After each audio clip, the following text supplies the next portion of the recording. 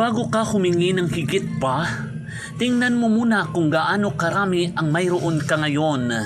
Be thankful for today and never ask for more than you have.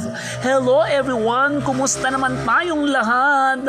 Kaibigan, samahan mo muna ako sa isang minutong pag-uusap. Alam mo ba kaibigan, huwag mong hintayin na mawala ang isang bagay bago mo magpagtanto kung gaano ito kahalaga. Minsan, sobrang nakatuon tayo sa mga bagay na gusto pa nating makuha. Kaya nakakalimutan nating pahalagahan ang mga bagay na nasa atin na. Be thankful for today. Magpasalamat sa bawat umaga na nagigising ka. Sa bawat pagkakataong kasama mo ang mga taong mahalaga sa iyo. Sa bawat simpleng bagay na nagbibigay sa iyo ng dahilan para ngumiti. Hindi man perpekto ang buhay, mayroon pa ring mga bagay na dapat ipagpasalamat. Never ask for more than you have. Hindi ibig sabihin na hindi ka na dapat mangarap.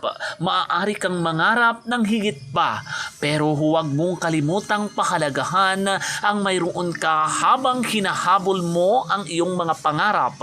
Dahil life is a gift and every moment is a blessing, and ang buhay ay isang regalo at ang bawat sandali ay isang biyaya. Kaya huwag mong sayangin ang araw na mayroon ka ngayon sa kakaisip sa mga bagay na wala pa. Huminga ka. Pahalagahan mo ang mga taong nandyan. Pahalagahan mo ang pagkakataong mabuhay, magmahal, matuto at magsimulang muli. Be thankful for today and never ask for more than you have. Life is a gift and every moment is a blessing. Baka ang buhay na meron ka ngayon ay siya ring buhay na minsan mong ipinagdasal. Magpasalamat ka dahil ang bawat araw ay biyayang hindi mauulit. Bye-bye everyone! Ingat ka lagi!